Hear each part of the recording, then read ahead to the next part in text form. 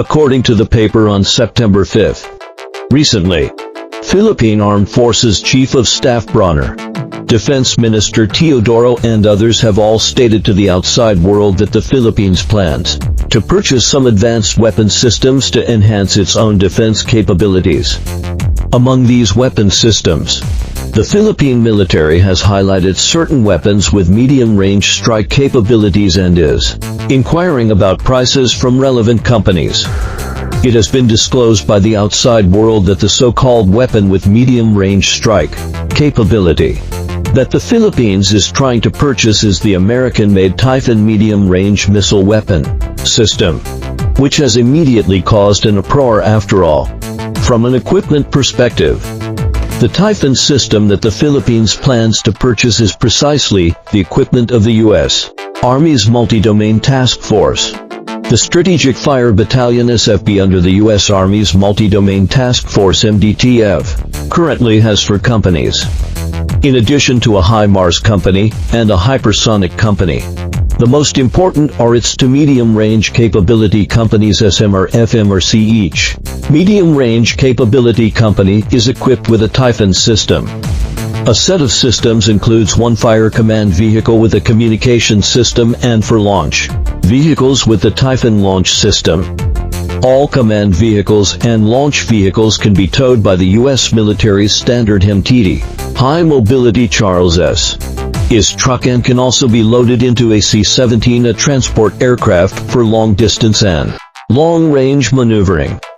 And a single Typhon system launch vehicle includes 4 strike modules of the land-based Mk-41 vertical launch system, with a length of 7.6 meters. Each launch silo can be used to install 2 types of tactical missiles, namely the Tomahawk cruise missile and the Standard 6 land attack missile.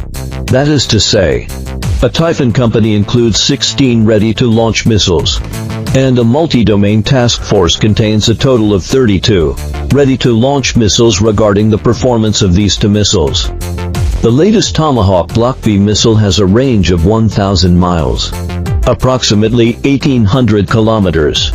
Its flight speed is 0.72 times the speed of sound. In the terminal stage, it uses a multi-mode composite guidance system of GPS guidance plus digital terrain matching guidance plus infrared imaging guidance. The missile is equipped with a 2-way data link with a relay of unmanned aerial vehicles or battlefield communication aircraft. It can achieve man-in-the-loop in terminal attacks. However, the penetration speed of this missile is relatively slow as for the land attack version of Standard 6. Its current performance is unknown. Its launch weight is around 1.5 tons. It is equipped with a large kill and blast warhead weighing about 100 kilograms. According to estimates, its maximum range should be around 400 to 600 kilometers. Its maximum flight speed is between 4 and 6 times the speed of sound. It has certain penetration and lethality capabilities. If the Philippines can truly obtain the Typhon system, this will be the strike weapon with the longest range and greatest power that the Philippines has equipped so far. Moreover, this thing has nothing to do with defense at all. After all, these are medium-range ballistic missiles and long-range cruise missiles, which are clearly offensive weapons from the perspective of international treaties. We all know that in the export of tactical missile weapons, since 1987, the United States and other Western countries have had an internal control system for the export of missile technology to avoid the proliferation of missile and weapons of mass destruction technologies. This is the so-called Missile Technology Control Regime MTCR. The main contents of this regime include 2 technical annexes, I and II, which strictly regulate the export of tactical missile technology. Most of what we know now are the provisions of Annex I. That is, restricting the export of tactical missiles with a payload of more than 500 kilograms and an effective range of more than 300 kilograms. If the United States decides to export the Typhon system to the Philippines, it can be said to have found a loophole in the MTCR. After all, Whether it is the Tomahawk cruise missile or the JASSM cruise missile, the payload is 1,000 lb equivalent to 450 kilograms. Just barely on the edge of the 500 kilogram payload, but in terms of range, there is no doubt that it far exceeds the MTCR standard of not being able to be greater than 300 kilometers. Therefore, if the Philippines really buys the Typhon, it is undoubtedly another trampling of international rules. After analyzing the equipment performance of the Typhon system and the issues of international law and treaties that the Philippines faces in purchasing the Typhon system, I believe everyone can know that if the Philippines really buys the Typhon, this matter is definitely not as simple as it seems. In fact, I hold the same view. In fact, when the Philippines suddenly says that we want to buy Typhon, you don't know whether it really wants to buy it for itself or is actually implementing the overall strategy of the United States under the guise of buying and using it for itself. After all, judging from the current equipment status of the Philippine Armed Forces, what ability does it have to support the Typhon? The Philippine Armed Forces currently don't even have a few tanks. According to the information I have learned, the Philippine Army has a total of 10 tanks, 20 light tanks and more than 200 armored personnel carriers, infantry fighting vehicles. The entire army can't find a single large caliber artillery piece, that is to say, this armed force lacks even basic artillery training. The artillery firepower can't reach a depth of more than 20 kilometers. Now you ask it to support things like medium-range ballistic missiles and cruise missiles. Are you kidding me? Moreover, the Philippines also does not have the ability to indicate targets for the Typhon system, even for the U.S. Army's MDTF. It also needs intelligence support from the support battalion. Through the data link, it receives the electronic intelligence information collection data of the situational awareness at the level of the U.S. Indo-Pacific Command Task Force, calibrate as the deep targets that need to be struck, and then can launch the missiles to ensure that the missiles can find the targets. What intelligence supportability does the Philippines have to support it in hitting targets 1,800 kilometers away? Without this supportability, buying this kind of missile is no different from buying a fire stick. In my opinion, there is no difference at all than analyzing from the Enhanced Defense Cooperation Agreement, EDCA, signed by the United States and the Philippines in Manila on April 28, 2014. The main content of this agreement includes the joint construction and sharing of military bases by the U.S. military and the Philippines. In theory, the U.S. military combat equipment entering the Philippines can also be shared by both armies, but obviously, the Philippines can't use those advanced things of the U.S. military well. And the U.S. military is also impossible to let the Philippines come and meddle with its own advanced equipment.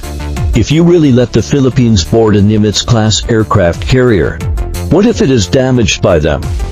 Therefore, the most important substantive content of this EDCA should be that the U.S. military can use Philippine military bases in a state of war. In a state of war, the U.S. military can extract Philippine equipment and ammunition to serve its own operations.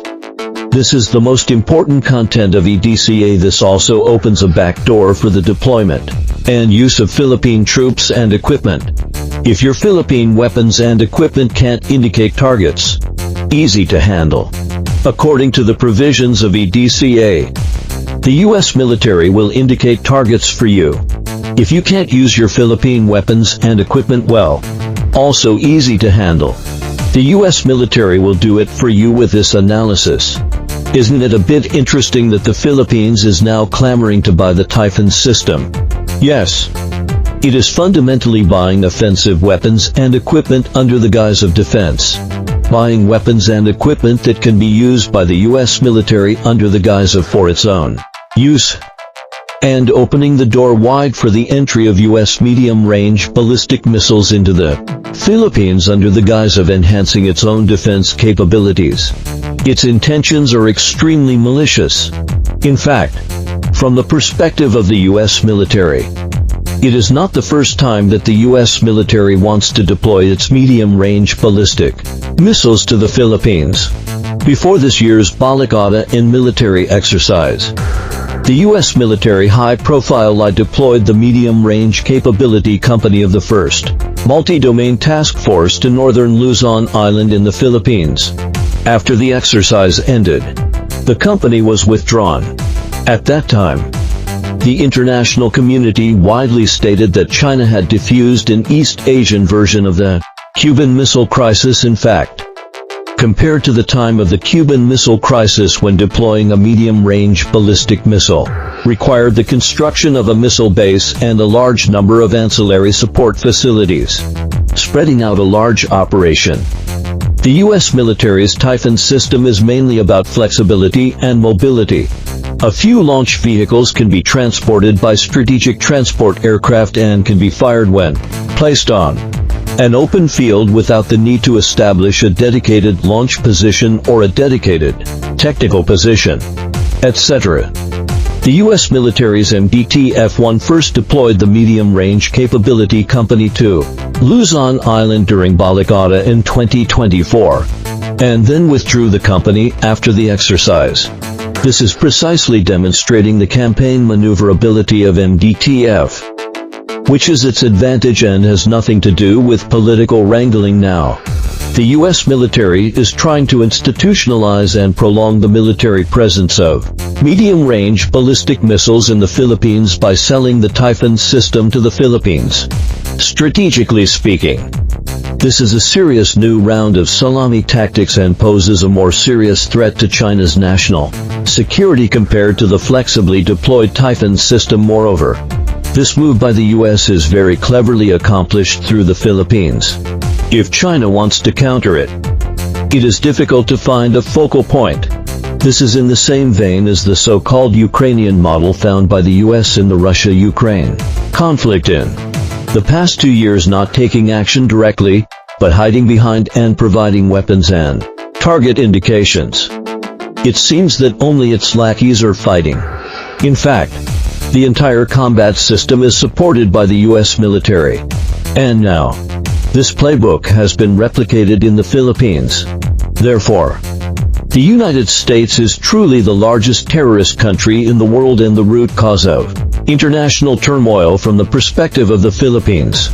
The Philippines is now notoriously unruly, reflected in a serious deviation between strategic proclamations and substance. The most typical example is when the U.S. military deploys the Typhon system and MDT-F to the Philippines. The Philippines insists that this is only a defensive measure. When the U.S. military sets up military bases in the Philippines, the Philippines also insists that this is only a defensive measure. Now, when the Philippines wants to purchase medium-range missiles, it still says it is a defensive measure in general. Taking the lead in claiming defensive measures is the shield of the Philippines. As long as it is proclaimed as a defensive measure, then it is a defensive measure. For a country that is so unruly strategically, if it is not countered, it will go to extremes. That's about it.